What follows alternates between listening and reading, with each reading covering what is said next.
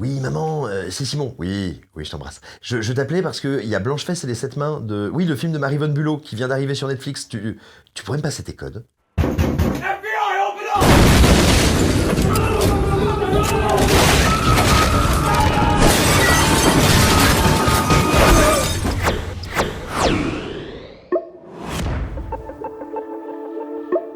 C'est peut-être ce qui est sur le point de vous arriver si, comme beaucoup de clients Netflix, vous n'êtes pas vraiment un client et vous avez profité du mot de passe d'un ami, d'une bonne amie, de votre tante, de votre papa ou d'un aïeul décédé. En effet, il en est qui aiment partager leur mot de passe Netflix comme d'autres partagent une bonne vieille petite MST. Malheureusement, la plateforme Netflix a décidé de mettre fin à cette possibilité.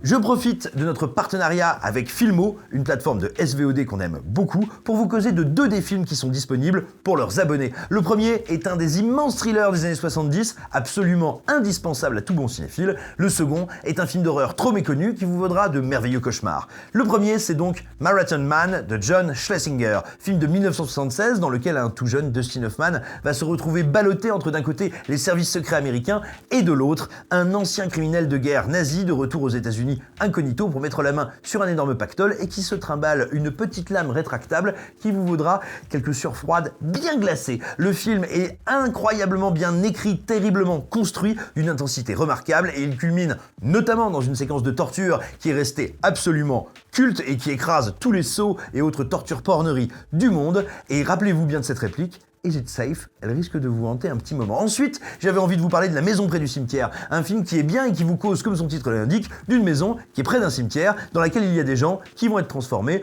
en steak haché, plus ou moins. C'est une formidable turbine à viande qu'on doit à un des plus grands réalisateurs de l'horreur italienne, un maître du macabre, c'est évidemment Lucio Fulci, qui a trop souvent été éclipsé par les géniaux Dario Argento et Mario Bava, mais c'est un des maîtres qu'il faut absolument découvrir, et La Maison près du cimetière est un de ses récits les plus ténébreux, les plus surréalistes, les plus suffocants. Vous y découvrirez comment est-ce qu'on peut transformer tout un casting en pâté énaf. C'est assez rare, ça fait peur, ça fait très peur, et donc on avait envie de vous le recommander. Voilà, vous l'aurez compris, sur Filmo, qui est donc une plateforme SVOD sur laquelle il y a un catalogue que nous on aime énormément parce qu'on a à la fois du cinéma de divertissement, du cinéma très grand public, du cinéma d'auteur et aussi beaucoup de perles rares, d'œuvres que vous ne trouverez que chez eux. Et bien il y a tout simplement une ligne éditoriale qu'on trouve particulièrement riche et quali. Donc voilà, on vous recommande d'aller tester leur essai gratuit, après quoi vous aurez le bonheur de vous rendre compte que l'abonnement ne coûte que 6,99€ par mois, et finalement pour être heureux, pour nourrir sa cinéphilie abondamment, être beau, jeune, fécond jusqu'à la fin des temps, ou du moins de votre vie, c'est quand même pas mal. Comme je vous le disais, et comme vous le savez tous, il est très courant pour beaucoup de gens de partager son mot de passe, ses accès à sa ou ses plateformes de SVOD préférées. Or, il se trouve que si ces plateformes ont connu une croissance absolument fulgurante ces dernières années, elles ont toutes tendance ces derniers mois, et ça a été le cas de Netflix au cours des derniers exercices fiscaux, au cours des derniers mois, des dernières semaines, elles ont tendance à plafonner en nombre d'abonnés. Alors vous me direz, on va pas les plaindre, Netflix par exemple en est officiellement aujourd'hui à 222 millions d'abonnés dans le monde, mais, vous savez, une entreprise capitalistique, par définition, son sens, c'est de croître, c'est de générer des revenus, des profits, via la croissance. Et quand vous arrivez à un plafond de verre, vous cherchez soit de nouveaux marchés, soit de nouveaux débouchés, soit de nouvelles manières de faire rentrer des sous-sous dans votre popoche. Et donc comment faire pour Netflix? Eh bien Netflix est très conscient que évidemment il y a plein de gens qui partagent les mots de passe, et que donc il y a plein de gens qui utilisent la plateforme, on va dire avec l'apparence de la légalité, parce qu'elle ne la pirate pas, elle n'en détourne pas l'usage, elle ne regarde pas en streaming illégal ou en téléchargeant illégalement les films dispo sur la plateforme, elle rentre, mais pas avec un mot de passe qu'elles ont payé elles-mêmes préalablement. Et ça, forcément, Netflix y voit une possibilité de croissance. Donc, en effet, ce qu'on va vous dire n'a rien d'une rumeur, c'est un fait, ça a été officiellement annoncé par Netflix, plus précisément par Chengi Long, qui est le directeur de tout ce qui est innovation au sein de la structure, au sein de l'entreprise. Eh bien, ils ont officiellement annoncé que donc ils allaient mener un test dans 3 pays pour l'instant, le Chili, le Costa Rica et le Pérou.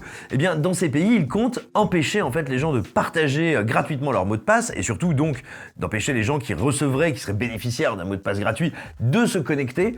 Comment faire? Eh bien, en gros, l'idée c'est de dire donc que Netflix c'est dans votre foyer, ça sert à votre foyer, et que quiconque veut se connecter avec vos comptes hors du foyer est bloqué, sauf si vous payez un supplément pour, on va dire, faire rentrer des profils supplémentaires sur votre compte. En gros, ça veut dire que vous payez pour pouvoir donner votre mot de passe. Là, je simplifie un petit peu la démarche, mais c'est ça la philosophie du truc. Alors, le tarif, grosso modo, on connaît celui, si ma mémoire est bonne, à l'heure où je vous parle, on doit connaître celui du Costa Rica. Costa Rica, ça va coûter 3 $ d'ajouter, je crois, 2 profils supplémentaires à votre compte. Alors, il faut se méfier des tarots parce que par définition, d'une, c'est une période de test, deux, ce sont dans des pays qui ne seront pas forcément représentatifs économiquement de la politique tarifaire de la plateforme dans le reste du monde si jamais ça devait être élargi. Donc voilà, niveau prix, encore une fois, on est là aussi sur une phase de test. Mais enfin, ce que ça veut dire, le fait de l'essayer comme ça à relativement grande échelle dans 3 pays différents, c'est bien que Netflix travaille d'arrache-pied à trouver une manière non seulement de monétiser les mots de passe,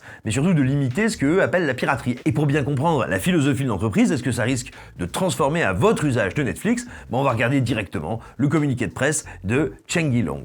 Ce qu'il nous dit en premier lieu, et je le cite, c'est « Nous avons toujours voulu rendre facile à des personnes vivant sous le même toit le fait de partager leur compte Netflix. » Alors, merci les gars, c'est gentil. Si effectivement, en vivant sous le même toit, on peut partager le même compte, c'est vraiment sympa. Heureusement que vous êtes là, c'est chou. Hein. Ça ne manquerait plus qu'on paye un compte par membre de famille ou par colocataire. Non, mais enfin, bref. Là, ils disent d'évidence, sachant que Netflix a toujours voulu se positionner comme un service, on va dire, amical, chaleureux vis-à-vis de ses utilisateurs, tant d'un point de vue, on va dire, familial, que d'un point de vue un peu, regardez comment est-ce qu'ils communiquent sur les réseaux sociaux avec leurs usagers ou même en général avec les gens. Netflix se veut un peu cette espèce de bon pote qui comprend ce que tu as envie de faire, qui a envie de se marier avec toi, qui dit « Hey, Netflix and fuck, chill !» Et donc, par conséquent, ce qui se passe, c'est que oui, ils essayent un petit peu, vous voyez, de nous mettre un petit peu de crème avant pour bien que ça passe, hein, pour nous dire, avant de passer le coude, bon, nous on a toujours fait en sorte que ça se passe bien pour vous, les gars. Et sauf que, oui, le petit souci vient après. Dans la suite de ce communiqué de presse, dont on vous mettra le lien en description de cette vidéo, Netflix nous dit « Bon, et alors, c'est super, on a vachement ouvert le partage, le machin, mais ça a créé un peu de confusion, et à nouveau, je les cite, un peu de confusion sur comment bien partager son compte Netflix. » Oh bah oui, mon petit chat, oui, pour vous, bien le partager, c'est surtout ne pas le partager, on a compris. Et ce communiqué de presse nous dit, dans une phrase sibylline, mais pas inintéressante, que cette confusion, à nouveau, je les cite, met en cause la capacité de Netflix à investir massivement dans des films et des séries de grande qualité pour leurs abonnés, du fait que les comptes sont parfois partagés d'un foyer à l'autre. En substance, Netflix nous dit « Bah ouais, mais plus vous partagez, c'est un peu comme de la piraterie. Moi, du coup, j'ai pas assez d'abonnements et j'ai pas assez de sous pour acheter bien cher tout ce que je veux. » Bon, rappelons que c'est l'année dernière, oui, l'année dernière ou 2019, j'ai peur de vous dire une bêtise, mais bref, tout récemment, Netflix vient d'investir plus de 20 milliards dans l'achat et dans la production de contenu. Donc il est assez, on va dire, aventureux de poser que Netflix manquerait d'argent ou ne serait plus en mesure de faire des levées de fonds d'investissement pour aussi bien ses achats que ses productions maison. C'est assez inexact. Néanmoins, rappelons-le, encore une fois, Netflix est une entreprise capitalistique qui n'a pas d'autre vision que sa propre croissance, le fait de grossir et de croître. Elle veut donc plus d'argent, en l'occurrence le nôtre. Vous l'aurez compris, il est bien loin désormais le temps de ce fameux tweet de Netflix qui avait été intensément partagé qui nous disait « Love is sharing a password ». Ouais, love is peut-être sharing a password, mais money vachement moins. Et donc voilà, alors est-ce que vous allez me dire, ouais mais ça c'est le genre de truc, ça va décupler le piratage. C'est souvent ce qu'on entend dès que, on va dire, une plateforme monte ses tarifs, dès que, en gros, il y a des modifications d'accessibilité, de tarification, que ce soit au cinéma, à la télé, dans les abonnements, dans les abonnements en général. Alors, est-ce que ce changement, s'il devait être généralisé, ce qui n'est pas encore le cas, et ce dont on ne sait pas si ce sera le cas, ça dépendra du fruit de cette expérience, si ça devait être généralisé, ce nouveau fonctionnement des mots de passe de Netflix, est-ce que ça provoquerait une hausse de la piraterie? J'en suis pas du tout convaincu. Alors certes, vous me direz, bah oui, mais non, il y a des gens qui vont réagir comme ça, mais ce qu'il faut bien comprendre, c'est que quelqu'un qui aurait des mots de passe Netflix pour lesquels il ne paye pas, les mots de passe de son pote, de sa sœur, de ses parents, ce que vous voulez, dans le regard de Netflix, pour Netflix, cette personne est une personne qui pirate. Alors vous allez me dire non, je suis pas d'accord, machin, oui, ok, c'est pas le débat. Mais pour Netflix, comme cette personne ne paye pas pour avoir ses mots de passe, elle est en position de piraterie. Du coup, deux solutions.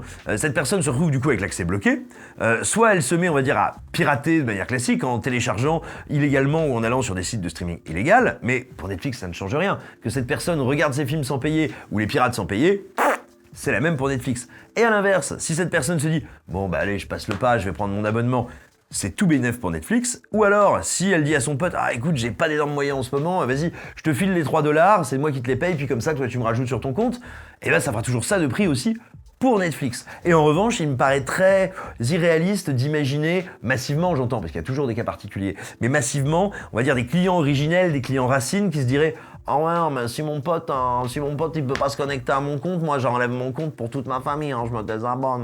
Alors je sais pas si les gens parlent comme ça non plus dans la vie, je ne vois pas les gens, vous savez, je vis dans ce décor. Je suis un chatbot. Bref, mais je ne suis pas sûr que les gens massivement renoncent à leurs abonnements. Au contraire, donc ce que j'aurais tendance à dire, c'est que ça va provoquer probablement, mais à nouveau, je parle au doigt mouillé, une légère hausse dans les revenus, une petite montée, peut-être un peu d'abonnement en plus. Je pense que ça n'est pas susceptible d'être une révolution, ni en positif ni en négatif. C'est ça que je veux dire concrètement. Ensuite, moi j'estime que ça pose une question, alors à laquelle je n'ai pas la réponse, je dis pas ça pour vous dire genre je m'interroge et puis en fait on sait très bien ce que je pense. Vraiment, il y a un truc qui me questionne dans cette nouvelle qui est tombée il y a quelques heures à peine, c'est le Hollywood Reporter qui en a parlé le premier. Moi il y a un truc qui m'interroge, c'est que je me dis, alors j'entends bien que évidemment Netflix, dans une certaine mesure, est fondé à nous dire bah non, en fait, toi ton abonnement, ce que tu payes, ça te donne droit à ça et pas à ça. Si tu prends un premium, ça te donne droit de telle manière, etc. En gros, voilà comment se consomme mon produit. Ok, une partie de moi qui peut l'entendre. Et en même temps, philosophiquement, j'ai un problème à ce que Netflix me dise bah non, tu peux partager ces codes ou tu ne peux pas les partager. Voici le volume dans lequel je te laisse les utiliser, voici le volume dans lequel je ne te laisse pas les utiliser. De même, alors, on est encore dans l'hypothétique parce que je vous l'ai dit, ça n'a pas été incrémenté dans le reste du monde et reste à voir comment même ça va être testé, comment vont bouger les potards. Mais dans ce qu'a publié Netflix, ça sous-entend qu'il va y avoir des zones d'exclusion en fait géographiques. Parce que typiquement, Netflix pourra être utilisé dans votre foyer. Peut-être y aura-t-il 2-3 lieux géographiques, je dis ça au pif, mon foyer, mon travail ou ma résidence principale chez mes parents, enfin bref.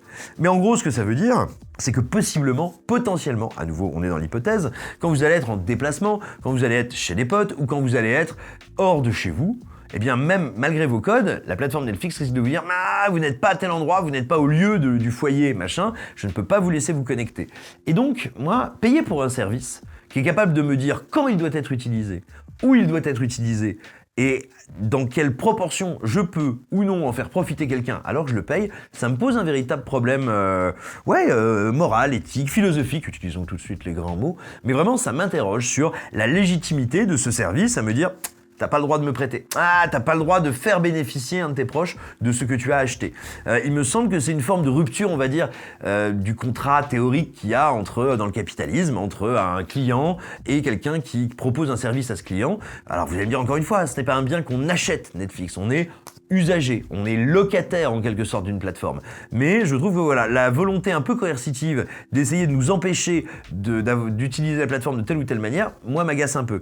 Est-ce que c'est un truc qu'on risque de voir se généraliser ? Alors je pense que oui. Très concrètement, oui.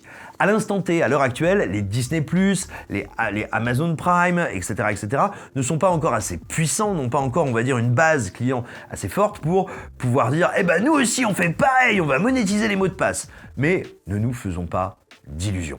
Dès qu'elles en auront les moyens, elles le feront, et si éventuellement, peut-être, l'une d'entre elles gardera un positionnement différent, mais j'ai envie de dire là aussi, pour faire de la concurrence, il n'y a aucune raison, si Netflix, qui est pas, ce sont ni des génies transcendantaux, ni des démons sortis des enfers, mais voilà, il n'y a aucune raison pour que les autres n'emboîtent pas le pas à Netflix si l'expérience devait être reconduite et si elle devait marcher, parce que, effectivement, c'est un des nerfs de la guerre. Par définition, on ne peut pas augmenter le nombre d'abonnés à l'infini. Nous sommes un nombre fini d'êtres humains sur Terre. Donc par conséquent, il faut réussir à en avoir le plus possible, à les faire payer le plus possible, et donc c'est toujours une question de légère ligne, de léger Rubicon entre ce que le consommateur veut, ce qu'il est prêt à accepter, ce qu'il est prêt à tolérer avant de résilier son abonnement et d'aller à la concurrence ou juste de s'arrêter. Donc voilà, toutes ces questions sont pas évidentes, elles peuvent changer mine de rien un peu en profondeur, la culture de l'entreprise Netflix, elles peuvent changer un petit peu le rapport que nous avons à elles, mais est-ce qu'elles vont changer le rapport à la piraterie et à son utilisation, à son utilisation, là encore ça n'est pas évident. Quand on regarde les chiffres de l'Adopi, parce que l'Adopi, alors qui vient d'être avalé par l'ancien CSA qui maintenant s'appelle l'Arcom, mais donc l'Adopi qui était chargé notamment bien de vous punir et de vous envoyer de gros courriers en faisant des gros yeux quand vous piratiez, qui en plus ne le faisait même pas. Donc. Adopi était aussi là pour rassembler les datas sur le piratage. Et ce qu'elle a à nous dire là-dessus est assez intéressant. Alors je vous précise au préalable que nous n'avons pas encore les chiffres pour 2020-2021 parce que il n'y a pas beaucoup de monde à l'Adopi, ça prend du temps pour travailler tout ça. Ce sont en plus de ça des données qui sont compliquées à travailler parce que vous vous doutez bien qu'il n'y a pas un bureau du piratage qui dit « Alors cette année, nous avons piraté !» Donc voilà, il y a énormément de données à agréger, à recouper et à interpréter. A fortiori quand on sort d'une bonne grosse crise sanitaire qui a changé forcément au moins en partie les usages, et surtout sur le numérique. Mais bref, ce qu'on sait en gros, c'est que jusqu'à l'année 2019, la proportion de gens qui piratent en France, elle n'a cessé de diminuer. Enfin diminuer, elle reste quand même absolument énorme, c'est-à-dire qu'en 2019 en France, l'Adopi estimait qu'il y avait 11,8 millions de personnes qui avaient, on va dire, consommé illégalement des biens culturels sur Internet, sur 50 millions d'internautes. Ça fait donc une bonne partie, sauf que ces 22% donc de personnes qui ont consommé illégalement de la culture, il faut savoir que 58% avaient a priori un abonnement à des plateformes, c'est-à-dire qu'il y a une simultanéité du légal et de l'illégal. Pour 58%, le fameux mythe du tous ceux qui piratent sont des gens qui font légalement, là on voit par exemple que c'est totalement faux parce qu'il y en a au moins 42% dont c'est pas le cas. Bref, il faut toujours le rappeler. Mais donc ces 22%, ce qui est intéressant, c'est qu'ils sont en baisse. Si on regarde les chiffres depuis 2011, les chiffres de l'Adopi, on voit qu'on est passé grosso modo de 33% de personnes consommant au moins ponctuellement illégalement des biens culturels sur Internet à seulement 22% en 2019. J'adore faire ça avec mes doigts. Et donc, 22%, ça reste quand même une baisse significative, ça veut dire 10%. C'est évidemment notamment du fait de l'arrivée massive d'offres légales accessibles. On va pas se mentir, les gens sont pas devenus vertueux un beau matin, ça n'arrive évidemment jamais. Je vous rappelle qu'on est dans le pays de la Saint-Barthélemy, pas dans le pays des bisounours. Donc c'est bien sûr parce qu'il y a eu une offre légale, dont évidemment les plateformes, une offre légale accessible et performante. Et comme je vous le disais, n'étant pas convaincu que ce changement de mot de passe soit susceptible de rendre aux yeux des gens et non pas aux jeux désirants les plateformes beaucoup moins performantes, je suis pas sûr que ça fasse exploser la piraterie, je n'en suis pas sûr du tout. Voilà, écoutez, c'était l'état de l'art sur là où en est Netflix et sur les éventuelles modifications, transformations qui pourraient arriver prochainement. On espère que ça vous aura intéressé, que ça vous aura donné envie d'en discuter avec nous parce que le débat est très ouvert sur le sujet et puis on est bien loin de savoir de quoi demain sera fait. Ce qui est sûr, c'est que il faut absolument que vous vous abonniez à cette chaîne. Et en plus de cette chaîne, il faut que vous vous abonniez à Écran Large parce que Écran Large, si vous en avez les moyens et l'envie, vous donne la possibilité de devenir membre premium de cette rédaction contre quelques euros sonnants et trébuchants, quelques euros qui vous donneront droit chaque semaine à 4 articles rien que pour vos yeux d'abonnés, 4 articles qui nous parlent d'œuvres cultes, de films légendaires, d'immenses artistes. On en a par exemple ces jours derniers sur Romy Schneider, on en a sur Takashi Miike, on va en avoir bientôt sur Démon de Lamberto Bava, on va en avoir sur encore plein d'autres films et je sais plus lesquels. Bref, ça va être passionnant. En tout cas, nous, on est passionnés. On espère avoir très vite de vos nouvelles. On pense à vous. On vous embrasse. Stop!